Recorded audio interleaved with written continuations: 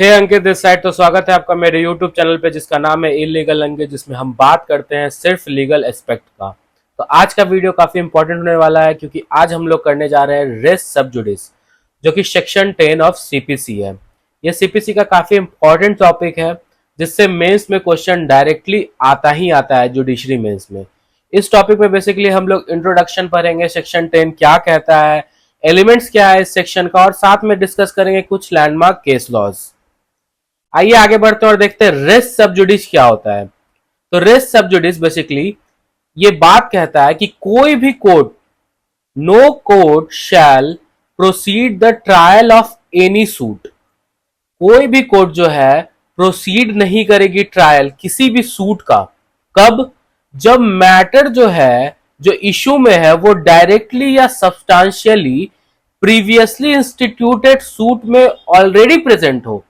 एक ऐसा सूट जो प्रीवियसली इंस्टीट्यूट हो चुका था, उसका जो मैटर डायरेक्टली या सब्सटेंशियली एसोसिएटेड है और एक सब्सिक्वेंट सूट फाइल हो रहा है, तो कोर्ट जो है उसके ट्रायल को प्रोसीड नहीं करेगी। इंस्टीट्यूशन पे बार नहीं है, ट्रायल पे बार है, रेस सब जुडिस कहता है। बिटवीन सेम पार्टीज और रिप्रेजेंटेटिव्स और between same title, party same होने चाहिए या उनके रिप्रेजेंटेटिव है तो वो सेम होने चाहिए, और जिस टाइटल पे वो लोग केस कर रहे हैं वो सेम होना चाहिए। जैसे अगर प्लेंटिफ है तो वो प्लेंटिफ ही रहना चाहिए दूसरे ही केस में, और जो डिफेंडेंट है वो डिफेंडेंट रहना चाहिए दूसरे केस में। सेम कोर्ट में हो सकता है, अदर कोर्ट में हो सकता है, आउटसाइड इंडिया में या सुप्रीम कोर्ट में, कोई भी कोर्ट हो। अगर ऐसा हो रहा है तो रेस सब जुडिस लगेगा। इसमें एक केस था मनोहर लाल वर्सेस सेठ हीरा लाल। इसमें कहा गया था कि आप जो है सूट को इंस्टीट्यूट कर सकते हैं, बट कोर्ट जो है उस पर प्रोसीड नहीं करेगा। और इसमें इनहेरेंट पावर का भी बात किया गया था। इनहेरेंट पावर क्या होता है? तो वो हाईकोर्ट के पास होता है, जिसको आगे हम लोग डिस्कस करेंगे। Suit pending in foreign courts, अब इसका एक्सप्लेनेशन देखते हैं। कोई ऐसा सूट जब फॉरेन कोर्ट्स में पेंडिंग होता है तो उसके बारे में एक्सप्लेनेशन में बताया गया है कि उससे कोई मतलब नहीं है कि वो सूट जो है फॉरेन कोर्ट में पेंडिंग है। इससे वो प्रिक्लूड नहीं करेगा कोर्ट इन इंडिया को to proceed trial. Court in India bar नहीं होंगी ट्रायल को प्रोसीड करने के लिए।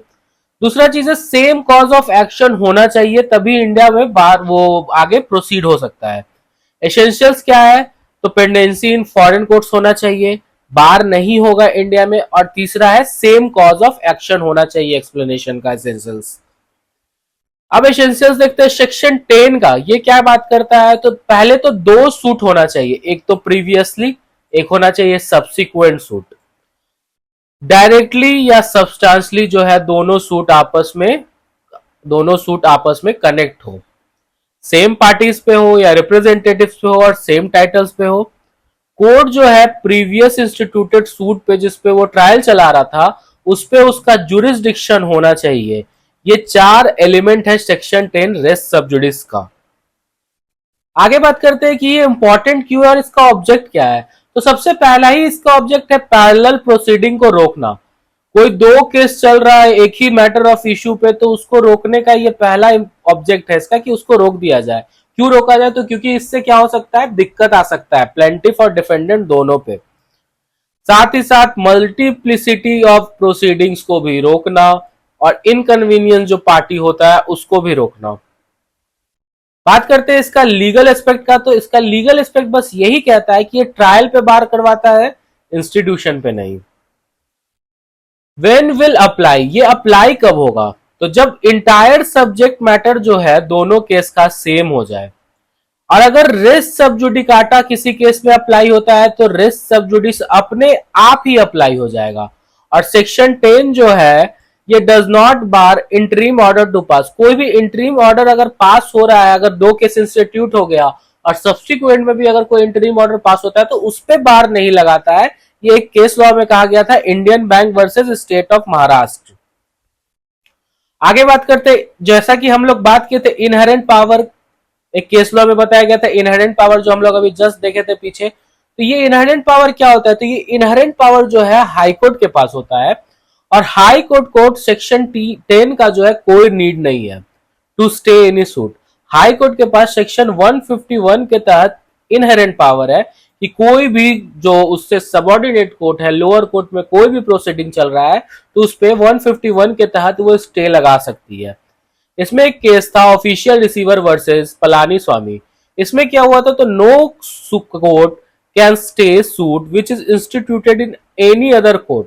मान लीजिए ये ए कोर्ट है और ये बी कोर्ट है, तो इसमें बी कोर्ट में कोई भी एक केस इंस्टीट्यूट हुआ तो ये बी कोर्ट का इनहेरेंट पावर है कि वो क्या कर सकता है, अपना जो सूट इनिशिएट हुआ है उसमें रोक लगा सकता है।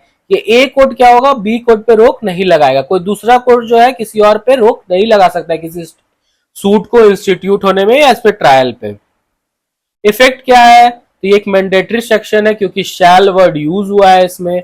और कॉन्ट्रवेशन क्या है, तो सेक्शन 10 का कॉन्ट्रवेशन यही है कि अगर कोई भी डिग्री पास होता है तो उसको फिर नलिटी वो नल नहीं हो जाएगा और उसको एग्जीक्यूट होना पड़ेगा। मान लीजिए रेस सब जुडिस के तहत ए कोर्ट था और ये बी कोर्ट था, इस पे पहले से केस चल रहा था, इसमें सब्सिक्वेंट केस चल रहा था, इस पे केस आया, इसने कोई डिग्री पास कर दिया।